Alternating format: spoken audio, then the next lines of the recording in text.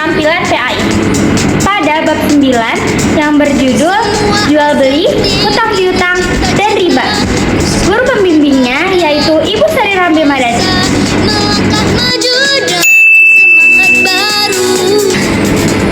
Pengertian hutang piutang.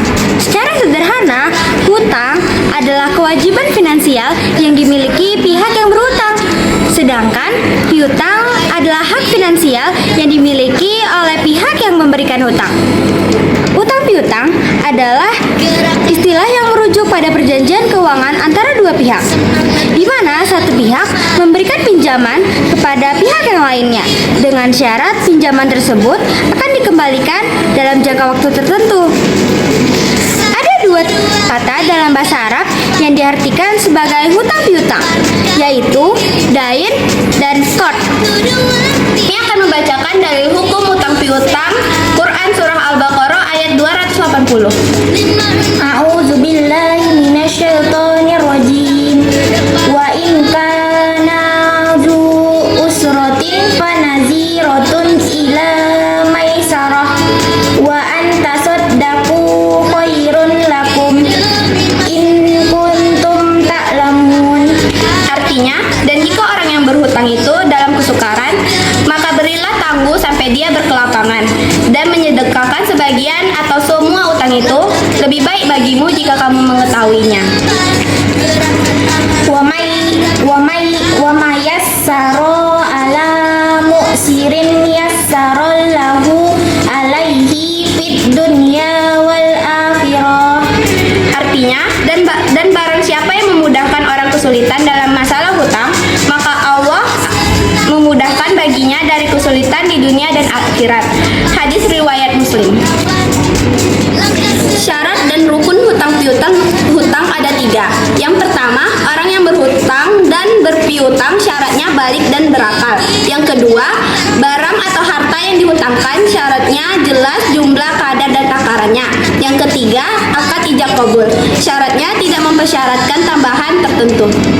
Ketentuan hutang piutang ada 5. Pertama, adanya akad perjanjian yang sah. Perjanjian harus disepakati oleh kedua belah pihak, pemberi dan penerima utang, dan tidak boleh ada paksaan.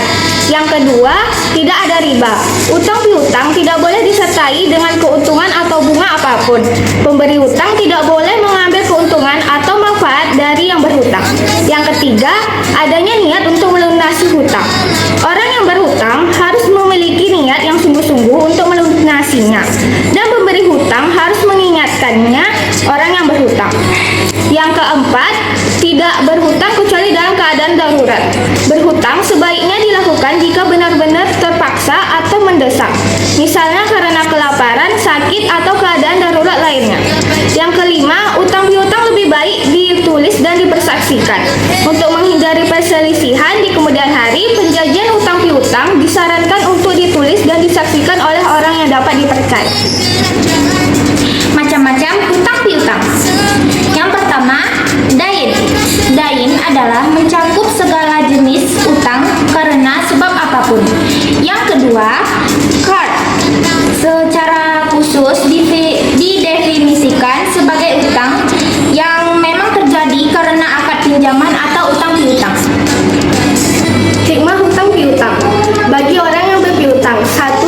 Menambahkan rasa syukur kepada Allah Subhanahu wa Ta'ala. 2. Menambahkan rasa peduli dan empati pada sesama. 3. Menumbuhkan rasa solidaritas. 4. Mempererat tali silaturahmi. 5. Menambahkan pahala karena sebagai ladang ibadah. Bagi yang berhutang: 1. Menguji kesabaran dan keimanan. 2. Dapat membantu dan terpenuhi kebutuhan hidupnya. 3. Kesulitan hidup menjadi berkurang.